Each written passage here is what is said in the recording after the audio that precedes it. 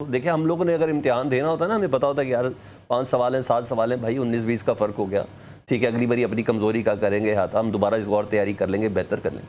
Sir बिल्कुल ही सफाचट, बिल्कुल ही फेल हो जाना, चलें कैलकुलेशन समझ में आ गई सर, मगर बदनामी का भी कोई आलम है ना, मैं ज़रा उस मॉरल ग्राउंड्स को देखना चाहता हूँ। मुझे दुख है, मुझे तकलीफ है कि मेरे दुश्मन को यार मैंने इतने आराम से 5 घंटे में चित कर दिया, 5 घंटे में, और अभी तो मैंने सिर्फ अल-फतह 1 स्टार्ट किया था यार, अभी तो मैं किया भी कुछ भी नहीं।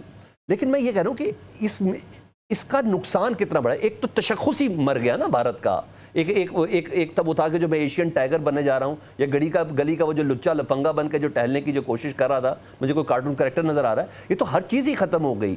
4 सुपर पावर्स को साथ जलील करवाया उसने, राफेल की शक्ल में फ्रांस को जलील करवाया उसने, इसराइल को जलील करवाया ड्रोन की शक्ल में, इसके अलावा रशिया को उसने कराया S-400 की शक्ल में जलील करवाया। हम तो अभी 5 घंटे सिर्फ रिस्पॉन्ड किया था, अभी मेरा ख्याल है हमारा पहला फेज ही नहीं खत्म हुआ था।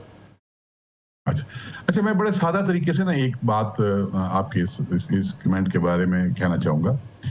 मैं ये समझता हूँ कि ये टेक्निकल और ऑपरेशनल इश्यूज हैं। जो 2 बहुत बड़े लॉस हुए ना इंडिया को, जो आहिस्ता आहिस्ता अभी आने वाले दिनों में सामने आएंगे। एक तो जो 11 साल में सबसे बड़े 2 एसेट थे मोदी साहब के या बीजेपी की गवर्नमेंट के, जो उन्होंने अर्न किए। एक एसेट था उनका इंटरनल पॉलिटिकल कैपिटल।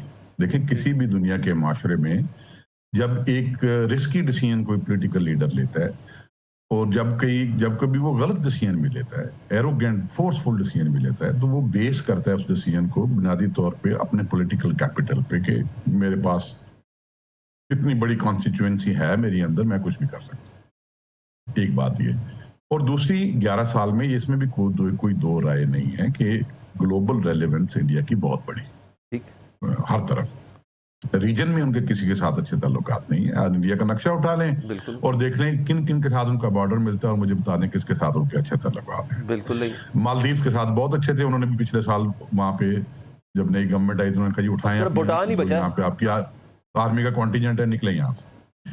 तो बाकी ग्लोबली खास तौर पे वेस्ट में उनके बहुत अच्छे ताल्लुकात। अब ये जो 2 बड़े एसेट थे बीजेपी के पास, इन दोनों पे बहुत स्ट्रेस आई है और आएगी। इंटरनली पॉलिटिकल कैपिटल उनका श्रिंक होगा और फिर खत्म होगा, और एक्सटर्नली जो उनकी ग्लोबल रेलेवेंस थी, देखे ना दुनिया क्या चाह रही थी, वेस्ट क्या चाह रहा था, यूएस क्या चाह रहा था। यूएस चाह रहा था कि इंडिया आगे इस रीजन में उनकी इंडो पैसिफिक स्ट्रेटेजी के लिए रीजनल नेट सिक्योरिटी प्रोवाइडर बनेगा। अब यूएस को भी 10 दफा सोचना पड़ेगा कि यार 10 घंटे 12 घंटे की लड़ाई तो ये लड़ नहीं सके जो रिस्पॉन्स आगे से आई, तो ये क्या नेट सिक्योरिटी प्रोवाइडर बनेंगे, और वो भी चाइना के अगेंस्ट। तो सबसे बड़ा लॉस जो है वो ये 2 है। ये इसको एक लफ्ज में भी कहा जा सकता है कि रेपुटेशनल लॉस है, और रेपुटेशनल लॉस की भी अपनी बड़ी फिर कंट्रीब्यूटिंग फैक्टर्स हैं, रेपुटेशनल लॉस की बड़ी जगतें हैं, तो सब में लॉस होगा। ठीक। अच्छा सर, दूसरा यूरोपीय दिफाई तज्जियाती वेबसाइट है, उसने बताया कि S-400 की तबाही, ये पाक भारत जो अभी जो जंग है उसका सबसे बड़ा वाक़या उन्होंने करार दिया। उन्होंने कहा फेल भी नहीं है और दीगर चीज़ें भी, ड्रोन भी नहीं है, सबसे बड़ा नुकसान है S-400। शायद इसी वजह से पाकिस्तान के फाइटर जेट्स बहुत आराम से टहल रहे थे भारत की फिजाओं में। ये कितनी बड़ी कामयाबी है जी। जी, आपके पास अभी एयरफोर्स के ऑफिसर्स बैठे होंगे, तो उन्होंने इस लड़ाई पे जो एयर टू एयर कॉम्बैट थी उसको बड़ा कमेंट किया होगा। एंड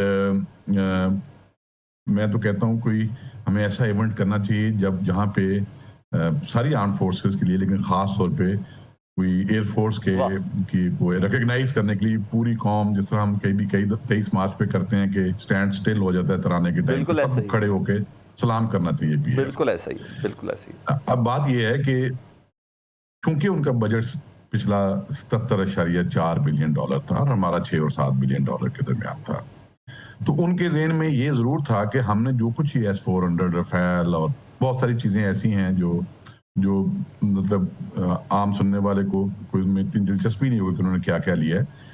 तो वो जो चीदा बहुत बड़ी चीजें ली थी, उनको ये था कि $6-7 बिलियन बजट है। आपने देखा है राजनाथ साहब, अमित शाह साहब और मोदी साहब क्या कहते रहे हैं, मतलब मैं वो अल्फाज यूज नहीं करना चाहता, किसी भी नेशन स्टेट के लीडर्स को दूसरों के लिए ये नहीं इस्तेमाल करने चाहिए कि हमने उनके हाथ में बैगिंग बॉल पकड़ा दिया है तो हमने ये कर दिया, तो हमने ये कर दिया। ये कभी भी कोई लीडर्स किसी भी एक सिविलाइज सोसाइटी में ऐसे नहीं करते, बहरहाल उन्होंने किया। तो उनके मिलिट्री में और उनमें भी ये ख्याल था कि चूंकि रिसोर्सेज की शॉर्टेज थी तो इसका जवाब तो पाकिस्तान के पास होना नहीं है। ठीक। तो पाकिस्तान ने तो कमाल किया, खामोशी से हर चीज़ का जवाब तैयार करके रखा हुआ था, क्योंकि मिलिटरीली जब रिजॉल्व हो तो कोई ऐसी चीज़ नहीं है जिसका जवाब आप ना बना सके। और वो जवाब दिया फिर पाकिस्तान ने छाती ठोक के, और उन्होंने कहा कि हम जब करेंगे ना तो हम डिक्लेयर करेंगे कि हम करने लगे हैं, बिल्कुल। और मैसिवली करेंगे, और जो आपने किया उसे एक नॉच ऊपर करके दिखाएंगे। और फिर वो करके दिखाया, ओपनली डिक्लेयर करके दिखाया। बिल्कुल ऐसे ही। तो मेरा ख्याल है कि इसको काफी देर तक वो इंटरनली भी सोचते रहेंगे कि हुआ क्या है उनके साथ।